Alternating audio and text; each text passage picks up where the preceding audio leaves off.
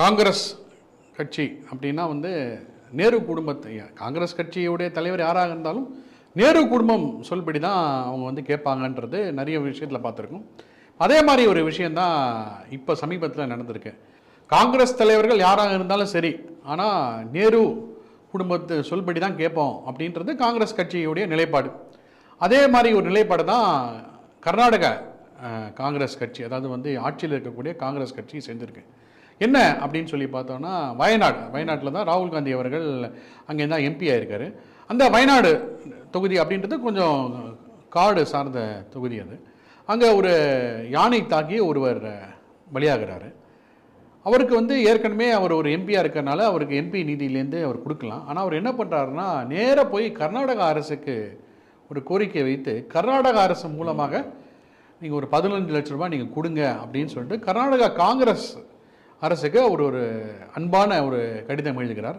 அந்த அன்பான கடிதத்தை அந்த காங்கிரஸ் அரசு வந்து ஏற்றுக்கொண்டு உடனே நாங்கள் விடுவிக்கிறோம் அப்படின்னு சொல்லி 15 லட்ச ரூபாய் நஷ்டஈடு இது வந்து அந்த வயநாட்டில் யானை தாக்கி இறந்த அவர் குடும்பத்துக்கு கொடுக்குறாங்க கர்நாடக அரசு.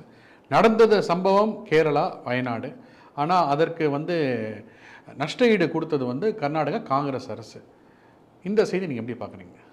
இந்த செய்தியை சொல்லும்போது எனக்கு இன்னொரு பழைய செய்தி ஞாபகத்துக்கு வருது. அதான் மன்மோகன் சிங் ஆட்சிக்கு வருவதற்கு முன்பு சோனியா காந்தியை காங்கிரஸ் தலைவியாக பதவியேற்கணும் என்று சொல்லி காங்கிரஸ் கட்சியிலெல்லாம் சேர்ந்து ப்ரே பண்ணுறாங்க. இவங்க வந்து அப்படியே முடியாது சொல்லி ஒரு போலி நாடகம். அப்போ ஆந்திரா, இப்போ உள்ள தெலுங்கானா, அப்போ ஆந்திராவாக இருந்தது. அவருடைய சீனியர் மோஸ்ட் காங்கிரஸ் லீடரு அந்த கூட்டத்தில் எல்லார் முன்னிலையில் தன்னுடைய காந்தி குல்லான்னு சொல்லுவாங்க, வெள்ளை கலர் குல்லா போட்டிருப்பாங்க, அந்த குல்லாவை கழட்டு சோனியா காலில் வச்சு நீங்கள் வந்து கட்டாயம் காங்கிரஸ் கட்சியுடைய தலைமை பொறுப்பை ஏற்கணும் என்று வேண்டிக் கொண்டார். பேப்பரில் செய்தி வந்தது. ஆகவே காங்கிரஸ் கட்சியும் சரி, திமுக கட்சியும் சரி கொத்தடிமைகளின் கட்சி. அந்த டைனஸ்டி ரூல் ஒழிய வேண்டும் என்றுதான் மோடி அவர்கள் பெரிய முயற்சி எடுத்துக்கொண்டிருக்கிறார். ஆகவே காங்கிரஸ் இருக்கும் வரை, திமுக இருக்கும் வரை இப்படிப்பட்ட குடும்ப அரசியல், கொத்தடிமைத்தனம் தொடர்ந்து கொண்டுதான் இருக்கும். அது நகரும்போது தான் இப்படி. இப்போ பாருங்கள், இப்போ வந்து ஒரு ஒன்றும் கிடையாது, ஒரே ஒரு இப்போ கர்நாடகாவில் அந்த மாதிரி இருக்காங்க.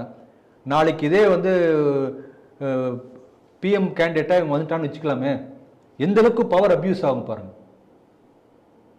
ஒரு இந்த எம்பிக்காக இன்னொரு மாநில அரசு எல்லா பணத்தையும் கொடுக்க முடியுமா? ஆகவே மிஸ்யூஸ் ஆஃப் பவர்.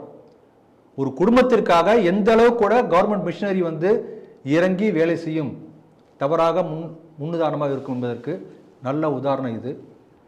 ஆகவே காங்கிரஸ், திமுக போன்ற கொத்தடிமை வாரிசுத்தனம் நீங்குவதற்கு இது நீங்க வேண்டுவதை மக்கள் புரிந்து கொள்வதற்கான நல்ல செய்தியாக இதை நான் பார்க்கிறேன். இப்போ நீங்கள் சொல்கிறத பார்த்தா வந்து ராகுல் காந்தி அவர் சொந்த காசு கொடுக்க மாட்டார், கர்நாடகா கஜானாலேருந்து கொடுங்க அப்படின்றதான் இதோட மெசேஜாக இருக்கிறது. அடுத்தவங்க காசை எடுத்து இவர் கொடுப்பார்.